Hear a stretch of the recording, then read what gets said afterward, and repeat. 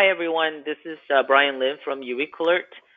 Thank you very much for joining us on a Monday from wherever you might be. We have 3 panelists joining us today from Wisconsin, Tokyo, and London, respectively. And this is a continuation of the conversation that we began in Austin a few months ago. And we wanted to explore the topic of building public trust in science a little further, but sort of focusing our discussions on activities besides media relations. As we know, a lot of the PIOs nowadays are doing much more than just media relations, and we wanted to explore these topics a little more deeply. So to get us started, I want to ask Dominique Brossard a little bit about what current research is telling us about trust and communication, so that she can sort of set the tone and give us some basis for discussion. Dominique? Thank you, Brian, and hello, everyone. Really my pleasure to be talking to all of you. Indeed, the topic of trust in science and communication is really topical right now. I'm sure you all heard various diverse platforms that it seems to be a war in science, and et cetera, in the current political climate. So we have been looking at that issue more specifically in my lab here at UW-Madison. And we have a study that's currently under review that shows that actually overall in United States, trust in science and academic institution is actually very high. I mean, let's say trust in a lot of institutions are going down, and maybe a little bit with science as well, but not overall. So this is good news for us. Overall, like trust in science is high. And the second thing that actually noteworthy for those of you who work with academic scientists is that among all type of scientists, university scientists and academic scientists are the ones that the most trusted. So this is something we need to build on. This being said, though, and going back to Brian's point, something that we always say in risk communication, and you're all obviously aware, is trust is really hard to build, but to some extent is easy to destroy. So that means at the local level, and I'm sure, Euan is going to talk about Fukushima and so on, it can be destroyed linked to different events, and that's where we have a role to play to potentially rebuild it. So our research showed that number one, expertise is not everything. And a recent study showed that if you show pictures of people frowning or not being really, let's say, open and looked, a little distance and so on, people tend to trust someone that's smiling and approachable, even if this person is a non-expert, more than the one that's said to be an expert that looks super distant, if you wish. So expertise is not everything, and I think that's where PIOs and others can do something, with their own constituency to make that clear. And number two, something that we've seen that is very important to notice is that trust gaps in science are widening in the rural areas. So we compare data from the 70s to the 80s and to the 2000s, and we've seen that actually trust in science in rural areas are actually getting lower. So in urban settings, not so much, but urban areas are, more consistently higher in trust in science than rural areas. And I think this is linked to that perception that very often organizations are in the ivory tower and not really in tune with what's happening in those rural areas and the reality of their everyday life. So Brian, this is for my first few points, and I'll be happy to elaborate on any of them later on.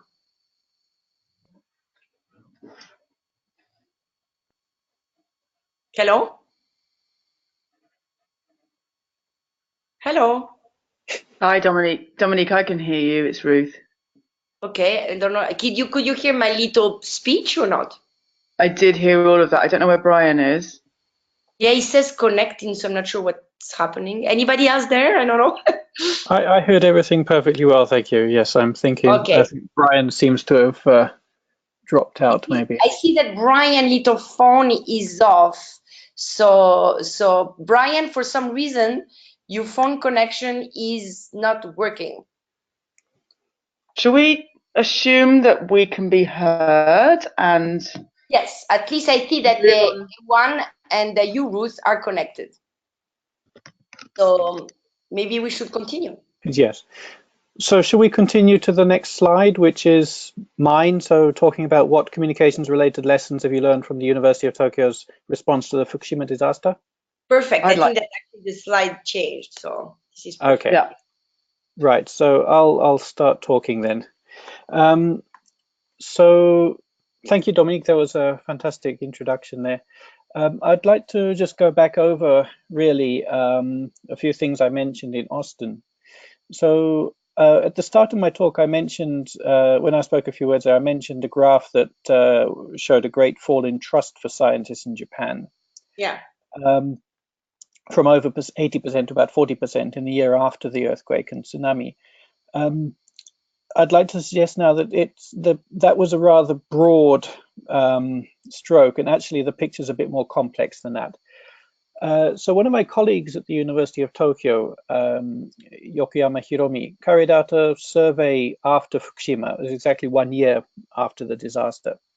And in her study, they found that about 50% of respondents in the Fukushima area felt very strong anxiety in the aftermath of the disaster.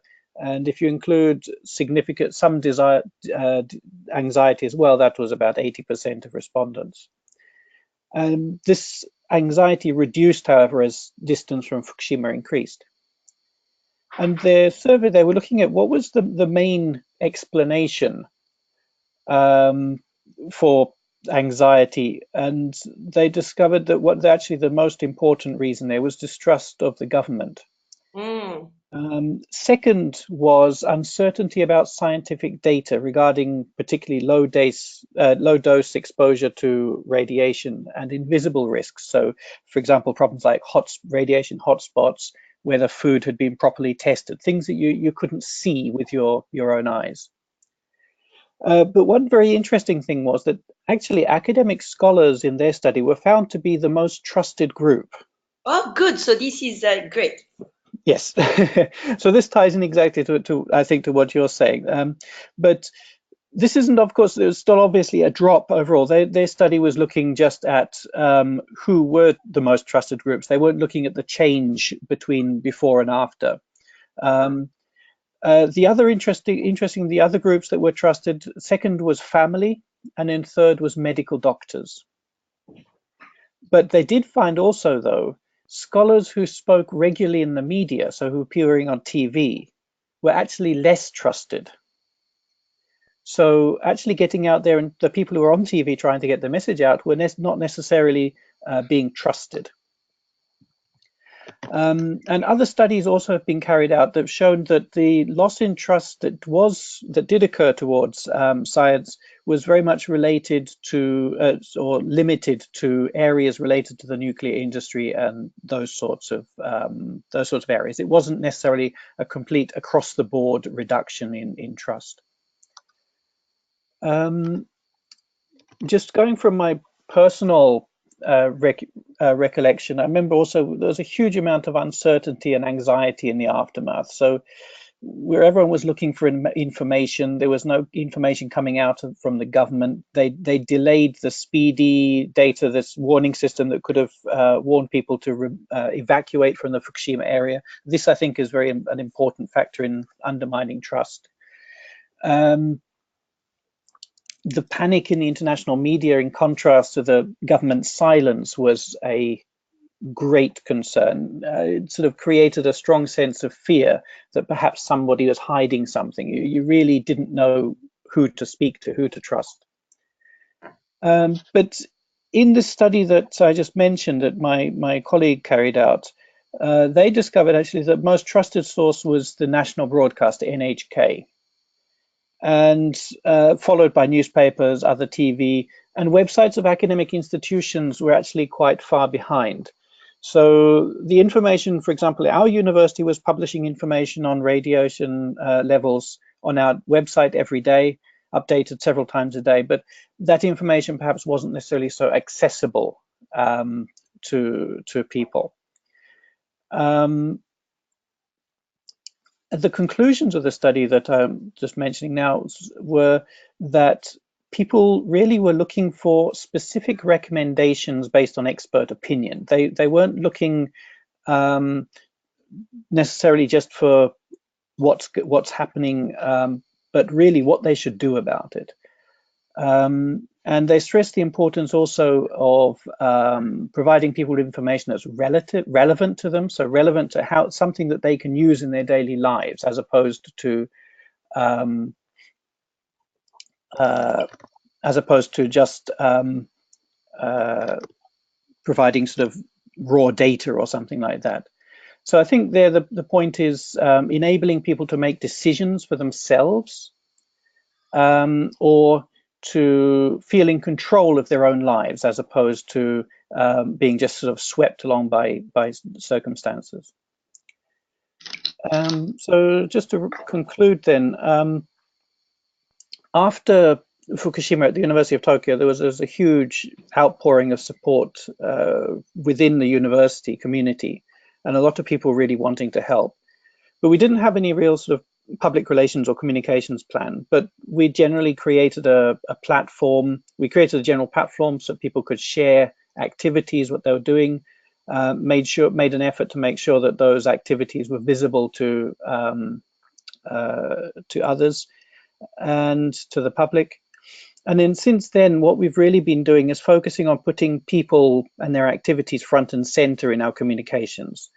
So we produced a branding video recently that showed our relationship, focus on our relationship to society. And the key point there being to try and show that the university is embedded in society, related to society, invested in society. And we've been promoting our researchers as individuals through various articles and other activities. And also, as Dominique just said, and there's a sense that organizations are sort of in the ivory tower and not in tune with people's everyday lives. So we're very much focused on that and looking at trying to create an image of a more open and personal university.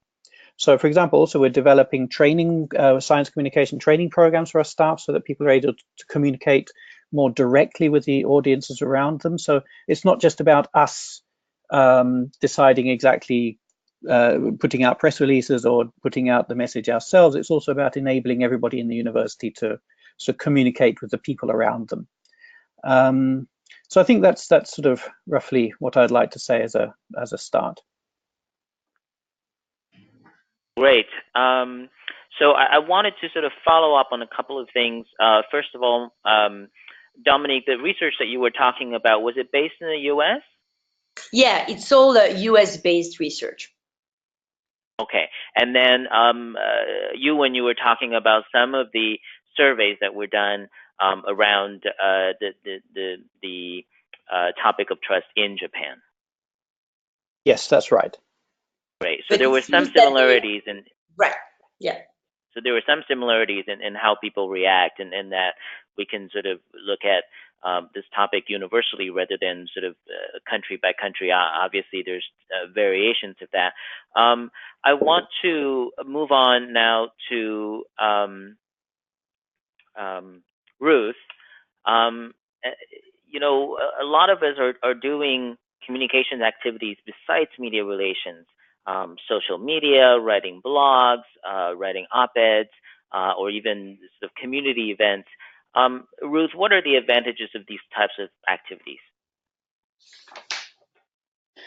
Thanks, Brian, and it's good to have you back on the call. So, I mean, I think the advantage, I mean, I've been thinking about this, and I was wondering actually, and Euan, I might have missed it, and I don't want an answer now, but I was wondering what the survey found about trust in social media, because I know you talked about the trust in scholars was higher, and NHK and the newspapers were the most trusted.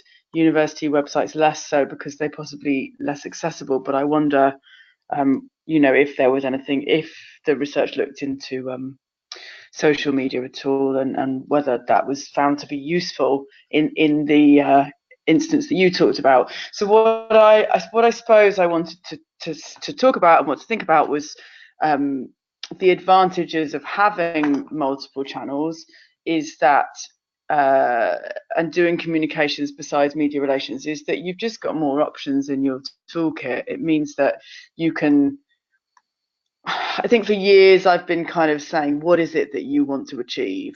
You know, and so even with the initial topic of this seminar, building trust, my thinking initially goes to, who is it that I would want to build trust with? And then what tools do I have to do that? And I suppose, you know, I have worked in a university setting, and I've worked in a charity, a medical research charity funder setting, but more recently I worked with journals, and I suppose in all cases I'd want to have trust from the community of researchers that I as a PIO am working with. But you know, for each of those organizations I'd be thinking about building trust with different audiences and with different communities. So I suppose the beauty of this array of tools that we have is that we can think about what is it that we want to achieve and what tools can we use to best achieve that. So, you know, if you wanted to send out a press release every week and just get a little bit of media coverage about a different thing every week, you can choose to do that. It means that you would be building coverage in certain, you know, in certain media, and you might be able to feed that back to certain stakeholders within the university. But if you want to build trust in, say, some kind of new complex medical research that's going on, you might want to try different tools to try and tell that story and to try and broaden it out. So you might work with media to kind of talk about the key points, but then you could use social media and blogs to convey more complex stories and focus on other aspects. So I think, you know, most of us who have worked with media for many years, wonderful as that is, they can have quite a narrow viewpoint, or they can only be interested in certain angles. So you can build your story piece by piece using different social media or using blogs. And if you have a really big story, you can use all of them at the same time, but otherwise you can, as Euan said, you can showcase the scientists themselves using social media and blogs, and you can encourage them to do some of the outreach themselves as well, and for them to build trust with communities. So I think all of this is to say, it depends what you're trying to do on what tools you will use. I think there's a weakness around just using press releases, because I think often we rely on just putting out a press release when a scientific paper is published, which gives the impression that science is done in a lab, it's written up and it's published and we publicize it, and that's kind of the end point. But of course scientists know that that's not true. And I think you know, I've worked in a publishing house with smaller journals, and we were able to write blogs and use social media when we weren't doing press releases, and to tell smaller pieces of the story and to kind of build a narrative around an area of research, which of course will reach, you know, some audiences, but it also appeals to the scientific community. And in working in journals, you know, my key people that I would want to build trust with as a press officer or media officer, or I suppose probably more true to say communications officer, would be with the academic community, because I want them to, you know, we want them to trust us to publish their research and to communicate their research responsibly, so that they will come back and publish with us again, because without the academics we wouldn't have more research to publish and to publicize. So I suppose what I'm saying is I said this in Austin, you can't ignore the reach of the mainstream media if you've got a really big story, or if you work in, you know, medical research and you want to reach as many patients as possible. But there are lots and lots of other pieces in the puzzle that, and having social media and blogs affords us the opportunity to provide a more complete picture.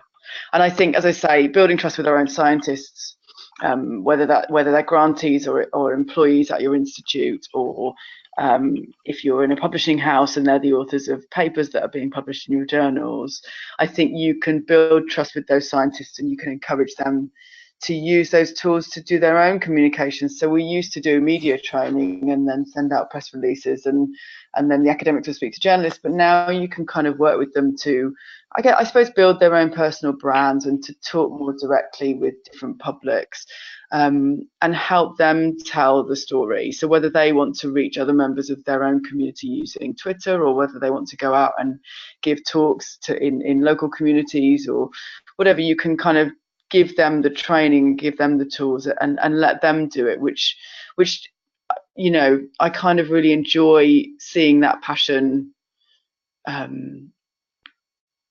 unmediated, I suppose. I was never a controlling PIO. I always believed in treating people like adults and helping them communicate for themselves, rather than trying to control messages and do it for them. So if there's a complex message, you can work with an academic to help them figure out that message, but then encourage them to kind of tell it themselves. And as Dominique and Euan have both said, trust in researchers is quite high. So if we can build, as PIOs, if we can build trust with researchers and help them communicate, then we can encourage them to go out and build trust with different publics.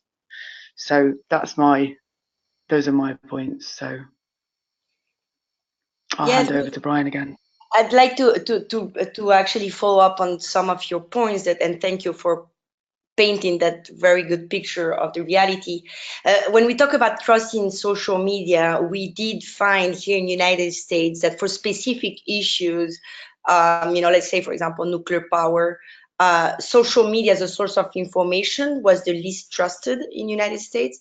And the main reason we assume is because the social part of that media aspect is very often, you know, not fully taken advantage of. And, you know, like, for example, us at Wisconsin, I think we are to blame to do that. I mean, there's an intern right now that's doing the social media account for the science at Wisconsin. And, you know, sometimes he or she, I don't know who he is, I should probably meet this person. I don't think he's fully equipped to actually engage with whoever is there trying to engage.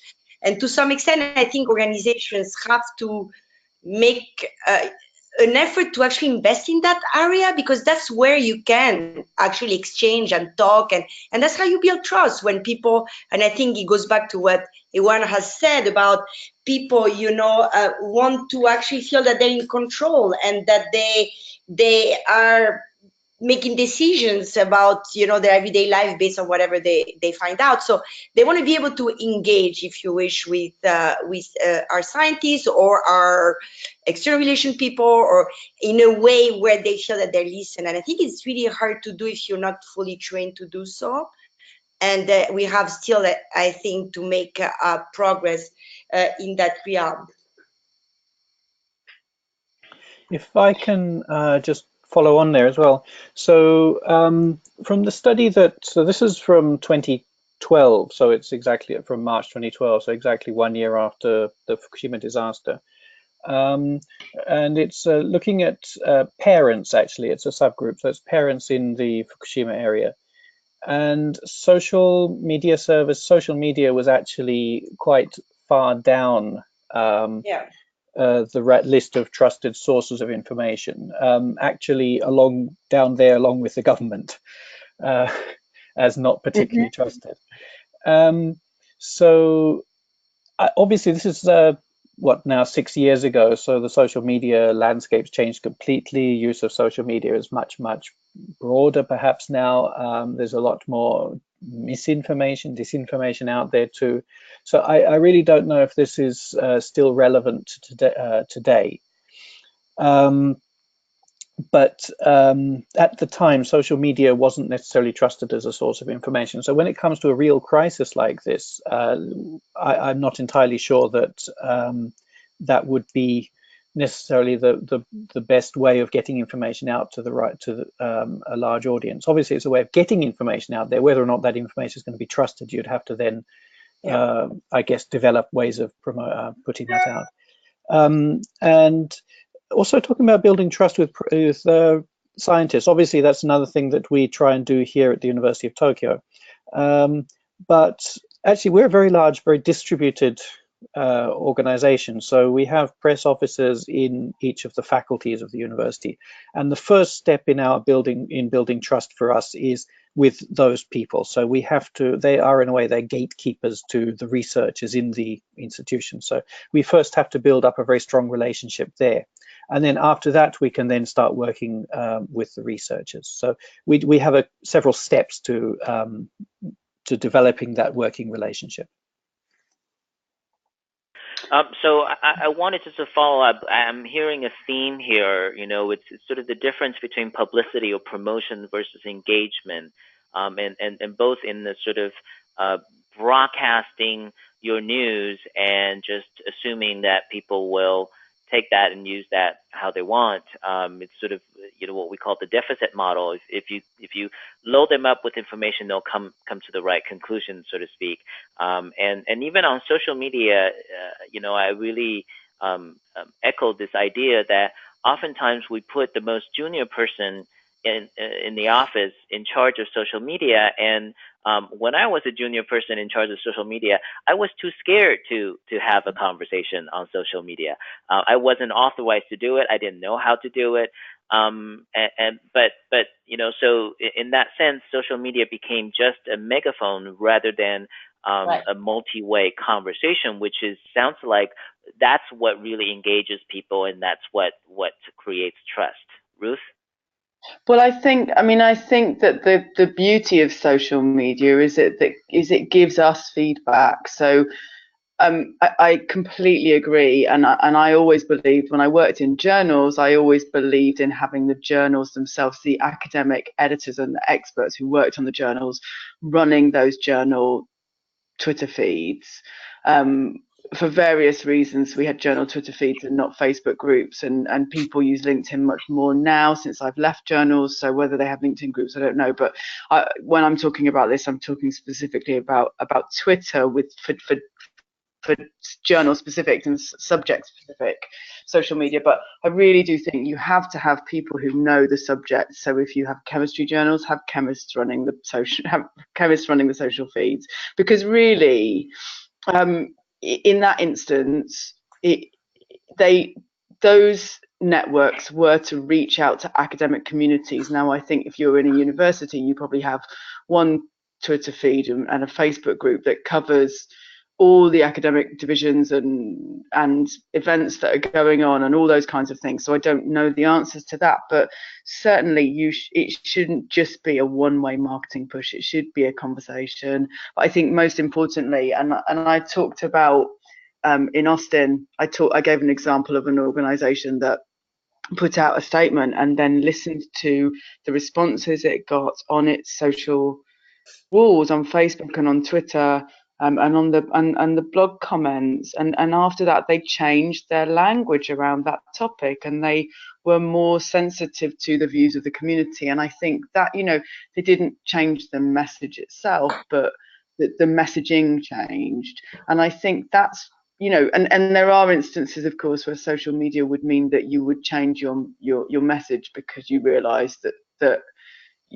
not that it was wrong-footed, but it wasn't the right approach to take in the first place. And I think, you know, back in the day, I suppose this fits as well with the kind of, what is it you're trying to achieve and how do you measure it? So before you do any kind of communicating, I think you need to think, what am I trying to achieve? How am I going to achieve it? What channels will I use? What techniques will I use? And how will I measure that? And the beauty of using social media is that you get that feedback very quickly. And if it's not working, you can try something different.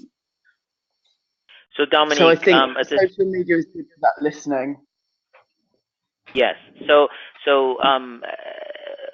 obviously we want to equip scientists to engage instead of just promote or publicize. So Dominique, as a scientist who studies communication and also who communicates science, what tips would you give to PIOs that would help us help scientists? So I think Ruth was exactly on point when she was saying that, you know, like at the end of the day, if scientists do want to engage and so on, they need to realize that they need to have a clear goal of what they're trying to achieve by doing so, and being equipped with the skills and knowledge to do so effectively, and finally being able to measure, or to some extent have some idea of how successful they are. And I think PIOs have a really big role to play in their daily interactions with scientists. You know, like most likely a lot of PIOs interact with the scientists, you know, to interview them about their research and potentially write press releases. But this could be an occasion to actually start a conversation about these kind of topics we are talking about today. And I know that a lot of organizations have already organized training. I think, Brian, you're the one who was mentioning that, or I don't know which one of you did that, as far as science communication and so on in the organization. But it has to be beyond that, if you wish. That idea that I think very often scientists fail to recognize that science communication takes place everywhere, at the dinner table with your grandmother, at the, you know, at the bus stop, and so on, and that there is some kind of wall between their academic endeavor. And I was myself, you know, guilty of that, so I have progressed a lot. And I think PIO could actually organize roundtables, run discussions about this, like having people, scientists, discuss it. So it's not a training, but exchanging ideas, to some extent engaging with the scientists to see what are in the specific organization the specific barriers that may prevent them from engaging meaningfully. Second, I think that social media engagement is hard. It's hard to do it meaningfully because, as you all know, we all live in our echo chambers. We talk to people that are like us. We are followed by people that have the same interest in science comm, in whatever activity we're doing, and so on.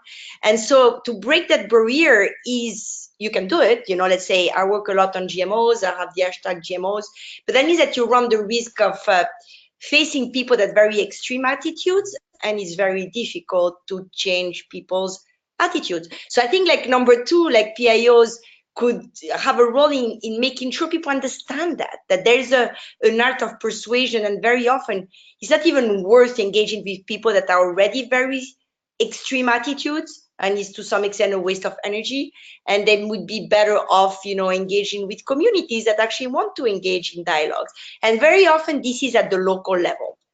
And I'm thinking, you know, community centers, libraries, this kind of thing. I mean, I'm sure you all heard about the science cafes and so on. Well, in Wisconsin, beer and drinking actually builds a bridge with a lot of people. So if you can actually bring people around the beer, it produces very meaningful conversation. So these kind of local activities that can be organized at the local, you know, stage, I think can be very fruitful. Those are just a few ideas right now. Great, thank you, Dominique. We actually have a question that I think it will be great to talk about right now, from Sue Nichols, and she said that PhD students can have more time and often more inclination to sort of actively engage, but they're also younger and less established than senior faculty. So what do you guys think about ways to help sort of younger scientists sort of both be engaging, but also convert sort of more gravitas, as Sue puts it, and to learn to influence? I can react to that. Like, what we face very often is that they are willing to engage and they can do it, but they also face a lot of resistance from their lab directors and their PIs. And so I think where the PIOs could have a role is also when they talk to the experienced scientists, you know, the lab directors, to actually make them realize, number one, the importance for the younger generations to be involved, and it's okay, and it's actually going to benefit their career, and we have data that shows that it benefits the academic credential. They end up being more cited if they engage, and so on. So there's the first thing. And the second thing, honestly, from a public perception point of view, if you say that you're a PhD candidate, or if you say you're a full professor, I'm not quite sure a community member really makes a big difference in your expertise. I think it's not, I don't think there is like a big, you know, separation between the type of expertise people give to people at the different level of their career. Again, this goes back to that idea that I was mentioning at the beginning, that expertise is just one piece of the puzzle, and trust is really related to a lot of different things. So if you have a warm, engaging PhD student that listens really well, he may be much more effective than actually an experienced scholar that is perceived as you know, being in their ivory tower. And actually, this is something that's something that we've seen a lot, is that willingness to listen, you know, very often is something that faculty, at least in my university, have been accused not to do. That they're preaching, that they know it all, you know, that kind of attitude. And I think making the PhD students realize that they actually have a lot to bring in the conversation, would be great. So like basically the confidence has to be on the grad students, because I think from the public perception side of things, it's not really an issue. I mean, I think there are issues around incentivization for communication behavior, aren't there? Right. I think so much pressure is put on academics to get their papers published and get them published in particular journal types that, you know, they can feel like they don't have time for other activities. So I think there is some impetus on us to explain what the benefits are of communicating. And I think I also think it's really important, you know, we all know people who cannot make eye contact but who are brilliant on social media, and we also know people who are brilliant in person but just don't really understand social media. And that's the other, I suppose that's the other good thing about having these different ways of communicating these days. You know, 15 years ago, I could have brilliant scientists, and then a journalist would say to me, but how would they do, you know, how would they do on radio? And I'd have to just honestly say, well, you know, I think you might be better off speaking to someone else about this, but you know, or someone else in the lab. And then you have to kind of wait. I think sometimes you can have a lab and the PI might not be the best person to do the radio interview, but they might be on social media. So you can also spread that load between the different team members and help them play to their strengths as well, I suppose. One of the hardest times to earn trust and the easiest times to destroy trust is in times of crisis. So, you know, a lot of us PIOs are actively promoting universities, and we have a responsibility as well to sort of protect our reputation. So in times of crisis, how do we balance this need to be open and accountable and earn trust with the need to protect our institution's reputation? I think that's when you need to be as open as possible, isn't it? I mean, I think there are things that you can't say in a crisis, but I think you can, you know, put out statements like you used to do and put them on the website and use social media to connect to those statements. I don't think you can ever ask if you're, you know, and I think, you know, I mean, I go back to are you worried about if, you know, if you're in a crisis and then there's all these different academics who are using social media, Brian, or do you mean how do you? Exactly. How do we use it's a problem. So I mean, I think it depends on the nature of the crisis. I mean, certainly years ago when I worked for a very large journal and we were going through a libel trial, we sent out an email. We stopped short of saying, we sent out an all staff email to say we're about to enter into a libel trial. we have been praised so far by the judge for our professional behaviour thus far. We'll be presenting in court. The trial is likely to last 3 weeks. Any social activity around this could add to our libel problems. And so we'd stop short of saying, because you can't, because of freedom of speech rules, you can't ask people not to communicate.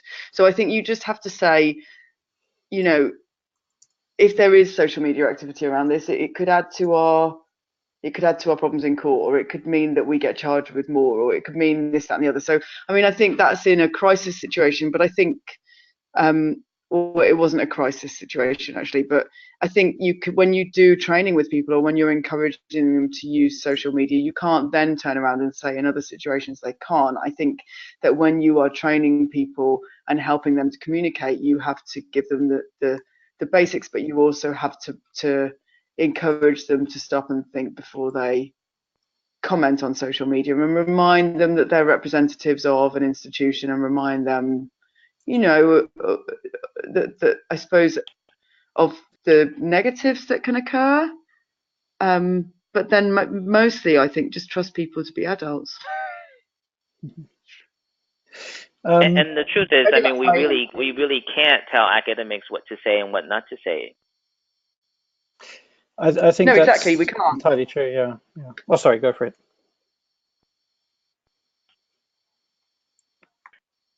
Oh, I was going to say no, you can't, but I think I just do think that people, if they're given information and treated like adults, then they will behave like adults. But anyway, Euan, go ahead, please. Yes. Sorry. So we've actually, around the time of the Fukushima crisis disaster as well, there were a lot of our academics who are engaged on social media, talking from their own perspective of expertise. And that actually also, for many people, provided a useful source of information. Obviously, there's always issues around people talking outside of their area of expertise. And then, of course, there are issues within academia. Of course, not everybody is, the consensus is not always established in some fields. So it can be quite difficult for people to sometimes make sense of the discussion in that way. This last year, we've been pushing to create a sort of crisis communications plan for our university. So we actually have a sort of ongoing issue, which I can't really talk about. But we've been trying to get this crisis plan, and we've been receiving quite a lot of resistance from within the university. So we have a problem with convincing the administration of the university that they really need to treat crises, particularly communications crises, as something different to, for example, an emergency. So it's not easy to develop a sort of system to respond to crises, even though we experience them on a regular basis. Great. I'm going to move to the last question I have for you guys, and then we'll open up for Q&A. So the attendees, please feel free to use the questions tab to submit your questions. So a lot of us offer media training with the sort of purpose to help scientists to interact with reporters. But does media training offer value for other activities besides media interviews? We've talked about interacting with the public directly through community meetings and through social media. Does media training have value for those activities? So I can start. I mean, sure, I think any type of training that make like scientists realize that the world of academia is different from the public discourse world is fruitful. And I think media training provides that opportunity to make sure that that everyone understands that we all have a role to play, if you wish, in that playing field. I think something that has changed, and when I interact with other scientists, is often something we discuss, is that we have less and less science-devoted columns in publications, if you wish. Really less science journalists that actually are able to do their job, you know, with the specific training to do so, like our PIOs have, obviously. And very often scientists fail to realize that actually they're going to be talking to people that are not really trained to interact with themselves. So the training from the scientist point of view, you know, precludes that the journalist on the other side always knows what they're doing, and obviously they don't. So I think the way we train for media interactions has to change and take into account that the landscape has changed as well, if that makes sense. Absolutely. Ruth? I have a couple of examples. I was once given media training. I've been media trained on a couple of occasions, but the second time I was given media training, and a media trainer, and I'd actually asked for something completely different. But anyway, what the session then became, in having a conversation with the media trainer at the beginning of the session, that I was having some trouble managing a couple of difficult people within an organization that I worked. And actually, she did media train me, but we used the media training techniques, but she specifically put me in confrontational situations and then played back the footage so that I could see how I reacted under pressure, and it made me think in those difficult situations, conflict situations going forward. So actually, that's a very specific example, but it is an example of how a media training session became like a combination between therapy and management training, and benefited me. Like, I also did some media training for a particular team of individuals within an organization that I worked for. And we were thinking particularly about peer review and publication ethics and that kind of thing. And we had an excellent team of people who were doing the work around publication ethics and around peer review. And they were brilliant people who almost apologized for being brilliant. So what I told them that they were getting was presentation and media training. And what they got was a combination of media training and presentation training, but it helped them with speaking on conference panels. It helped them with thinking through PowerPoints before they put them together. It helped them with media. Some of them went on to do quite a bit with media and broadcast as well as print. But it also helped them be more confident on social media. So it was a kind of very broad-based communications training, I suppose, but based on media training again. But it really helped them think about what their messages were. And I suppose that's probably the key thing with any of this, is that it would make an academic or somebody who's every day is living and breathing a particular thing to step back from it and think about what the key messages are. And that is applicable whether you're talking to a journalist or whether you're on social media or whether you're writing a blog or whether you're in a difficult conflict situation at work. Right. Now, Euan, you were actually putting together some communications training for your university. That's right. So this is still very much at the planning stage. We have some new staff who have experience in science communication and in media training particularly as well. So we're going to make the most of that. So we actually have two audiences that we're thinking about. So initially we were thinking, well, if we get out there and train the researchers, that'll be great. But actually we found that it's the press officers and the faculties that really need the training as well. And so since January this year, I've been going out and sort of building a community on campus with the press officers in each faculty. Before, there was no sort of connection between the central administration and each of these officers. It was very much they did their jobs, we did our job, and that was it. So as a result of having built up this community now through regular informal meetings, then when I started talking about doing media training and science communication training for researchers, they said, oh, actually, no, we want that. So we're now expanding that. Instead of just focusing on researchers, we're going to also start actually by training the press officers, the PIOs in each of our faculties. And it's very much the program we're putting together is a very simple sort of basic science communication thing. So understanding your audience, using analogies and things to convey more complex ideas, simplifying things down so that you're not conveying one thing that researchers actually tend to do, I guess, is give you too much information, whereas actually to convey the message, you only need a certain few points, and trying to give press officers those sorts of skills so that they can then also pass that on to researchers themselves. And messaging as well. So obviously how to package how to frame what you're saying. So we're developing this program for press officers and also for researchers within the university. Great. All right, we'll head into Q&A. Anybody with questions, please feel free to submit them through the question tab on your console.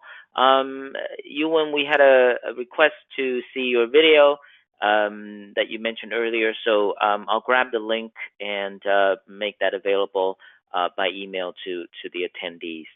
I also want to give a plug to a couple of resources that we are starting here at EurekAlert.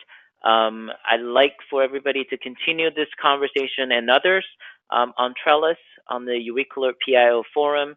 If you haven't already received an invitation, you can email pio@eurekalert.org for the invitation.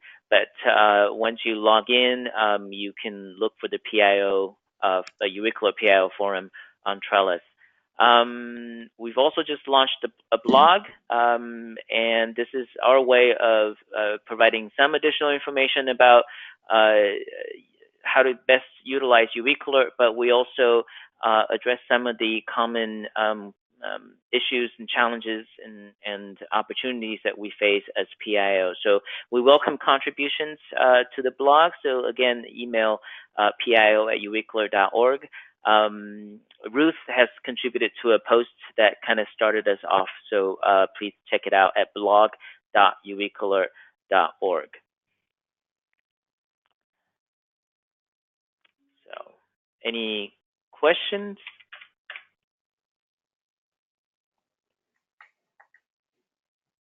Oh, nice.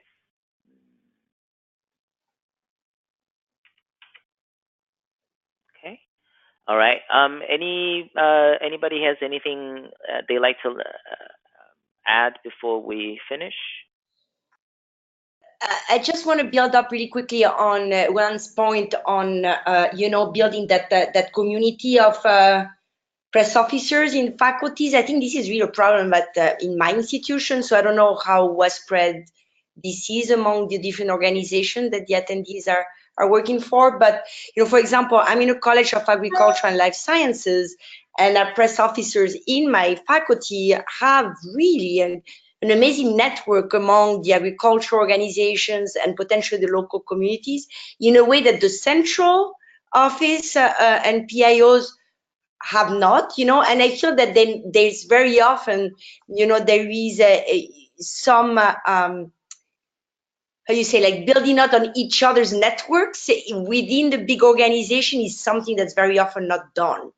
And that could be really leveraged for the the purpose of everyone's goal. So this is, I think, a point that's very important to think about.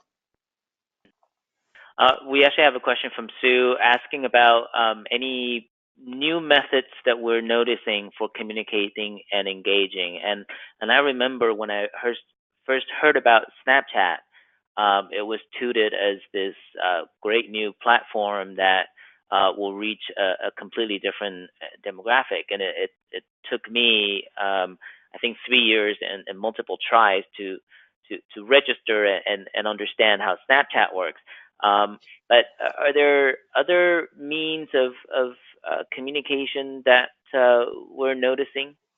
Well, I think if I can say something like we just I teach a class on science and social media for grad students in the bench sciences, and they did a study on how to use different platforms.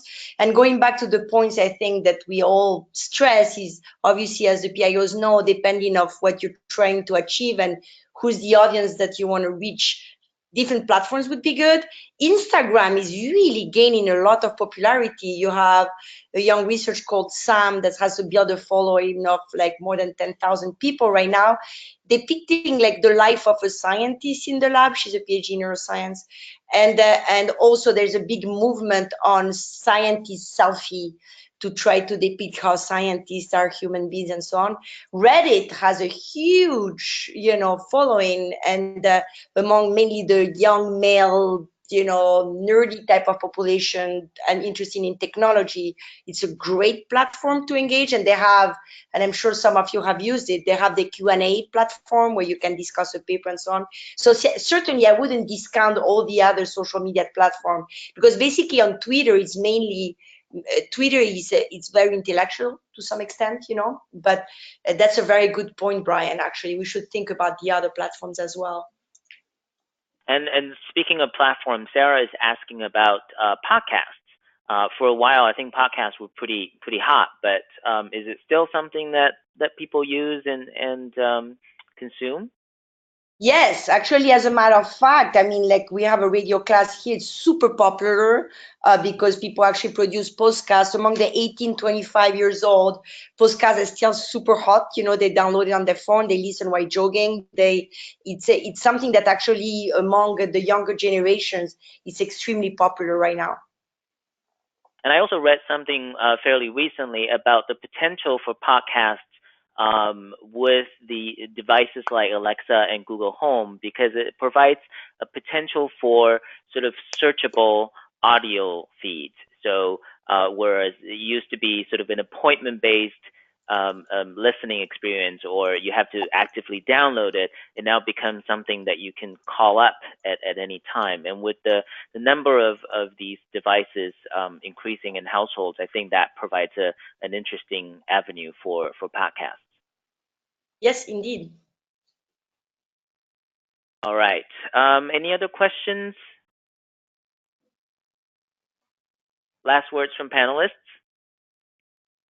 Well, thank you very much, Brian, for organizing this. I think this is a very important conversation, and too bad we cannot interact directly with everyone, but hopefully we can at a later date. Thank you, and thanks everybody for logging in. We have recorded this session, and we will make it available later this afternoon. And please continue the conversation on Trellis, and look forward to hearing from you. Take care. Thank you. Thank you.